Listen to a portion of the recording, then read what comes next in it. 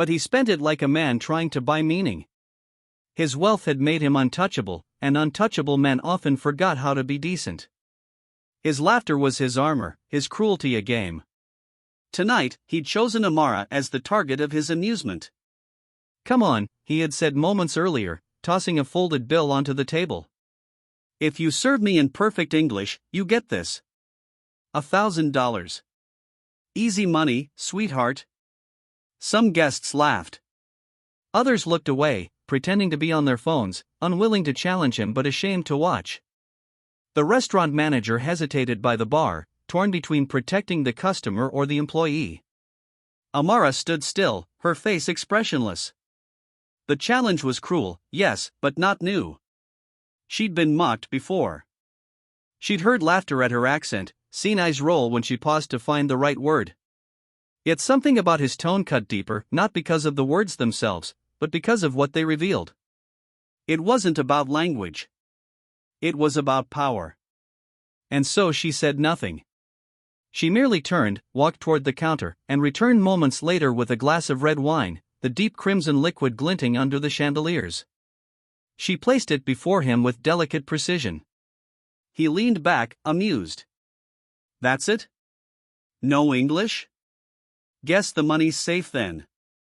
Still, she didn't respond. For a long moment, there was only the faint scrape of silverware, the distant murmur of another table's laughter.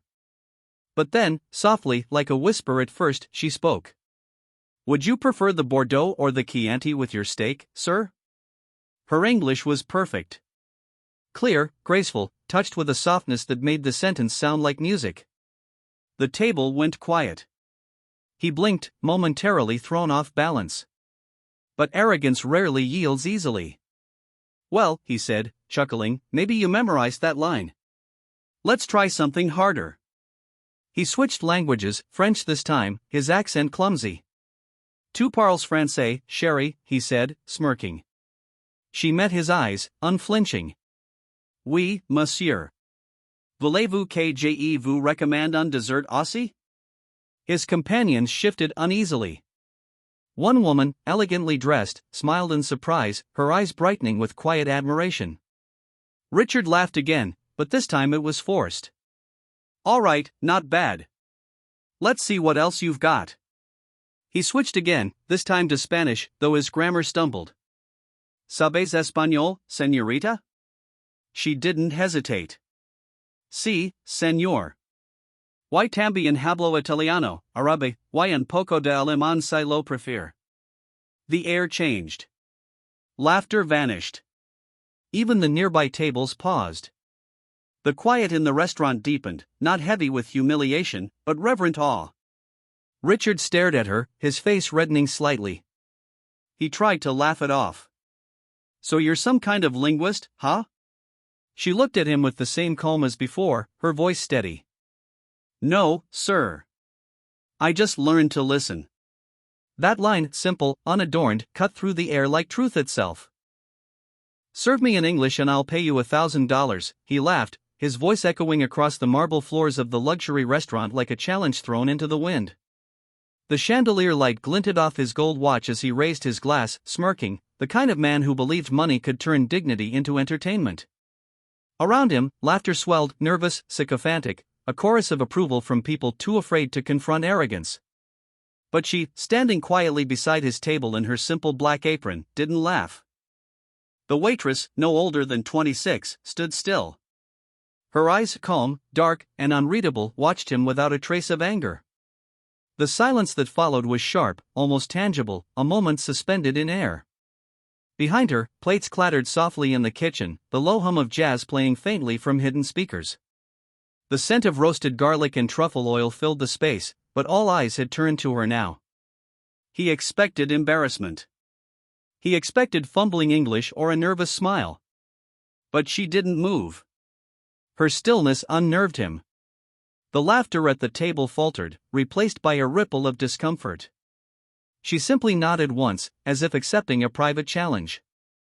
And that was when the story began, not with noise, but with silence. Her name was Amara. She had been working at this five-star restaurant for 3 months, serving people who never saw her, only her uniform, her accent, her quietness. To most of them, she was invisible, a shadow with a tray. But beneath that silence lived a story few could imagine. The faint scar that traced along her wrist wasn't from clumsiness in the kitchen, it was from a childhood spent in places where war wasn't just a story in headlines. Years ago, Amara had lived in a small, sunburned town by the Mediterranean coast. Her father was a fisherman, her mother a teacher of languages. She remembered the smell of salt in the wind, the sound of gulls circling above the sea. But she also remembered the day soldiers came, the thunder of boots on gravel, the screams that pierced dawn. The school burned first. The sea, once blue, reflected red that day. Her mother had hidden her in the cellar beneath the classroom, whispering the last thing she ever said to her, "Your words are your wings. Don't let them cage you."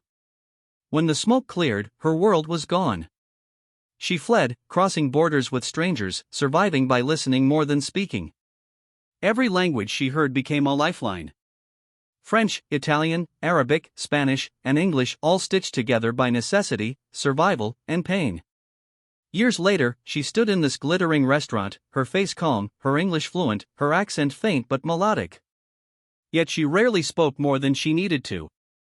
Not because she couldn't, but because silence, to her, had always been safer than noise.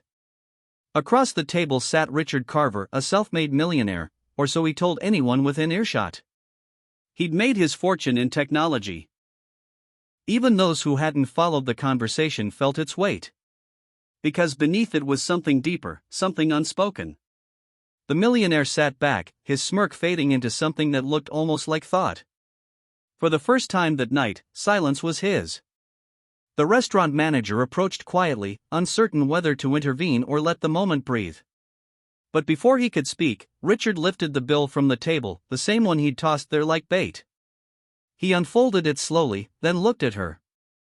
"I owe you more than this," he said, his voice low now, stripped of arrogance. "I was wrong." She didn't reach for the money. She only inclined her head slightly, a gesture of quiet dignity. "You don't owe me anything, sir. Just respect." It wasn't defiance. It was truth spoken so softly that it resonated louder than any shout. In that instant, something shifted in the room. The guests who had laughed moments ago now looked at her differently. The elegant woman at the table smiled faintly, nodding. One of the waiters by the counter straightened his posture, pride flickering in his eyes. Even the manager, once hesitant, felt the weight of her calm courage. But stories like this never exist in isolation. They ripple outward. And this one was no exception. 2 weeks later, a journalist who had been dining at the restaurant that night wrote an article about it. He'd been seated in the corner, quietly observing, thinking he was just witnessing another evening of high society pretension. Instead, he wrote about dignity, the kind that doesn't need wealth or power to command respect. The article went viral overnight. The headline read, "She spoke 5 languages. He only knew one, arrogance." Amara didn't seek attention. In fact, she didn't even know about the article until a coworker showed her the next morning. Her face flushed when she saw her own photo, snapped quietly from a distance, paired with words that described her as a linguistic prodigy with the grace of a diplomat. She didn't feel like any of that. She was just a woman who'd survived, who worked hard to send money back home to her younger brother still rebuilding their old house near the sea. Meanwhile, Richard Carver's company began receiving emails. Thousands of them. Some mocking, others forgiving. But most were reminders, gentle or sharp, that money can buy luxury, not class. A week after that, he returned to the restaurant. This time, he came alone. The same quiet hum filled the room, the same scent of garlic and rosemary drifting through the air. When Amara approached his table, he stood up before she could speak. "I came to apologize," he said simply. "Not because people saw what happened. But because I finally did." She regarded him silently for a moment. "Apologies lose meaning when they're just words," she said softly. "But actions, those speak all languages." He nodded. "Then let me show you one." The next day, a notice was pinned to the restaurant's staff board. Richard had made a donation to a global language education fund enough to build learning centers in 3 refugee camps. He hadn't signed his name publicly, but word spread anyway. And Amara, seeing the letter from the foundation weeks later, smiled for the first time in a long time. Not because of the money, but because it proved that even arrogance, when met with quiet strength, could learn humility. Months passed. The restaurant grew busier, its name quietly becoming known not just for its cuisine, but for something intangible, its atmosphere of respect. Guests spoke softer, treated staff differently. People remembered the story, though many didn't know her name. One evening, as she walked home under the streetlights, Amara paused by the bridge overlooking the river. The water shimmered with reflections of gold and blue. She could smell jasmine from the nearby park, faintly mixed with the scent of rain. Her phone buzzed, a message from her brother back home. A photo appeared, the rebuilt classroom. Children sitting on clean benches, holding books in different languages. Her mother's quote painted across the wall in delicate script, "Your words are your wings." Amara's eyes filled, not with sorrow, but with peace. For the first time, she realized she had never truly left that promise behind. She had carried it through every country, every border, every silence. Far away, Richard Carver sat in his office, staring at a framed note on his desk, a handwritten letter from the foundation thanking him for his contribution. At the bottom, in neat handwriting, Amara had added a single line: "Respect speaks the only language worth learning." He read it often. Sometimes, in the quiet of night, he found himself wondering how many moments of arrogance had stolen meaning from his life. But then he thought of her, standing with grace amid laughter, and he knew he had been changed by silence. The story of that night continued to circulate online, retold by strangers, shared in different languages. Teachers used it in classrooms, parents told it to their children. Each time it was told, it carried the same unspoken message that dignity doesn't shout. It stands. Years later, Amara became a translator for an international humanitarian organization. Her work took her back to the same regions she once fled, her voice now bridging worlds instead of surviving them. And though her face appeared on television screens and conference stages, she never spoke of the millionaire or the restaurant. To her, that was only one chapter in a much larger story, a story about silence that refused to be small. Sometimes, late at night, she would still recall that evening, the marble floor, the chandeliers, the weight of every stare as she stood her ground. She remembered the laughter that turned into quiet respect. And she understood something that had taken years to learn, that silence, when rooted in truth, has more power than the loudest cruelty.